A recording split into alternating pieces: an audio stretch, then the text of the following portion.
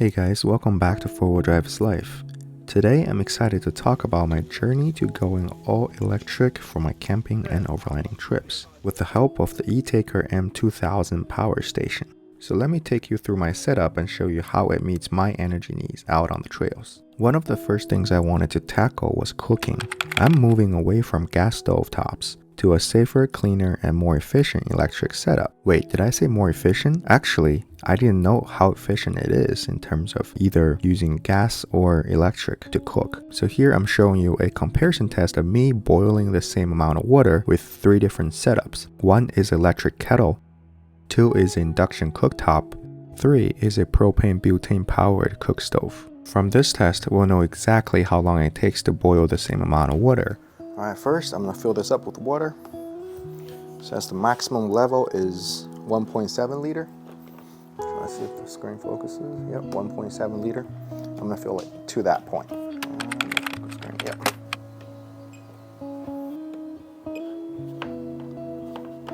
Okay, 2000 watt max. So this, I know the water kettle is about, electric kettle is about 1500 watt. Maybe less than that. Definitely no more than 2000.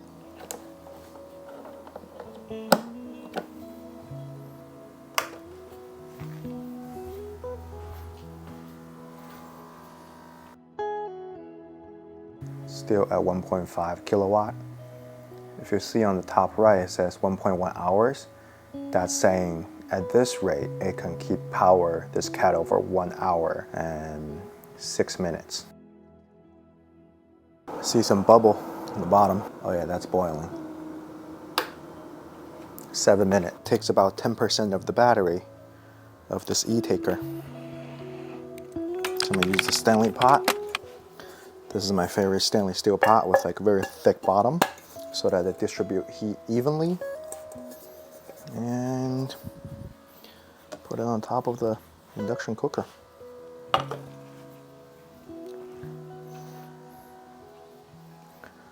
Alright, I'm gonna move it closer so that you can see. So this is that 1.7 liter. It's a good amount of water. Same port. Alright. Oh, it's already using 41 watt. That's very interesting. 600, 900, 1300 watt. Okay. I'm gonna do max sear. That's a start.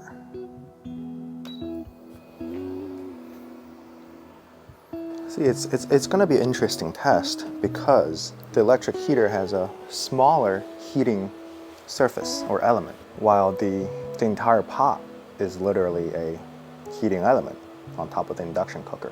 It's going to be interesting to find out which method cooks or boils the water faster. We'll see.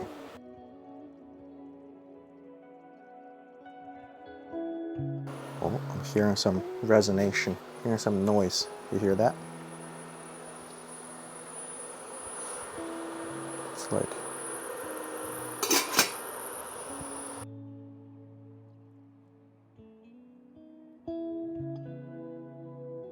fan has been turned on.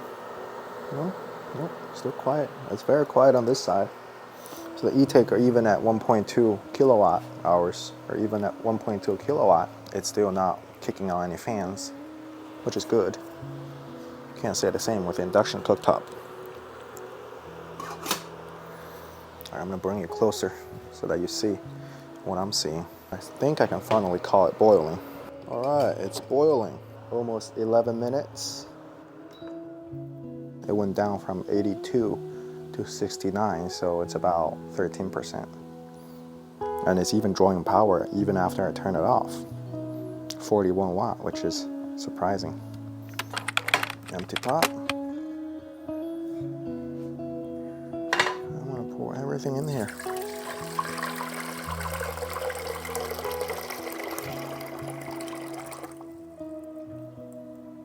.7. We'll see how long it takes for this to boil. That's adapter for propane. This is a brand new butane bottle, butane can. Rocket.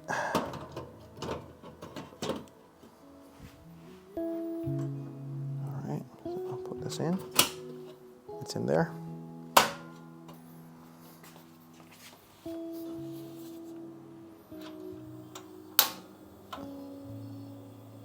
Alright, it's burning at the highest setting. Put this lid on. Let's see. I would say one of the biggest disadvantage of the butane stove or any gas stove in the outdoor is that the output varies with the wind. So the more windy it gets, the less effective or the more heat loss it will have. Especially when you're in a windy area, it's going to become very inefficient as wind carries out a lot of heat. Carries away a lot of heat. Also, if you like what you're seeing, if you like my content, like the technical data and stuff, please feel free to subscribe my channel, as I'm starting to do a lot of camping related, outdoor related gear reviews. Feel free to like, subscribe, and hit the like button, or even check out the affiliate links in the description below so that it helps me out. I would say this is the best scenario for the gas stovetop, since there's no wind in the garage and everything's just controlled. 8 minute, not boiling. 9 minute, not boiling. 10 minute, boiling. 10 minutes boiling. All right, so it's not completely true. The electricity is more efficient. Look, it's boiling at 10 minutes. All right, so what did we just learn? The most efficient one for boiling water will be this, electric kettle. That took about 7 minutes. The second efficient one will be the butane stovetop. Took 10 minutes. The least efficient one, surprisingly, is electric induction cooktop. That took 11 minutes. But please remember, boiling water is one of the hardest tasks for any cooking style because water takes a lot of energy to raise temperature, right? Now for heating. I have been using Mr. Buddy heater for my heating needs in the tent and in my vehicle during wintertime. However, I've always been very careful with burning anything inside of an enclosed space. This year, I'm converting to diesel heater and electric heater, depending on the temperature.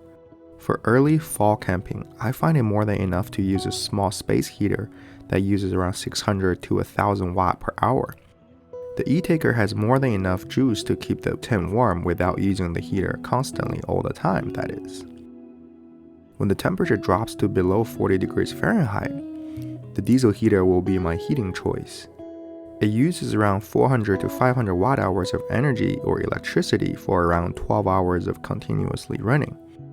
And compared to propane heaters, it's a safer way by moving combustion outside of the tent, and it produces drier air than the propane heaters, which reduces the condensation in your tent. I've done a review of my LF Bro diesel heater. If you're interested, please check out the link in the description below. So my original concern with going full electric is that I couldn't find a sustainable charging method because I didn't have any solar panel installed on my vehicle. However, I recently discovered Etaker offers this F1000 DC to DC fast charger. It charges your device for up to 500 watts, so if you're driving for 4 hours, or if you have 4 hours of running time with your engine, the battery can be completely charged from 0 to 100%.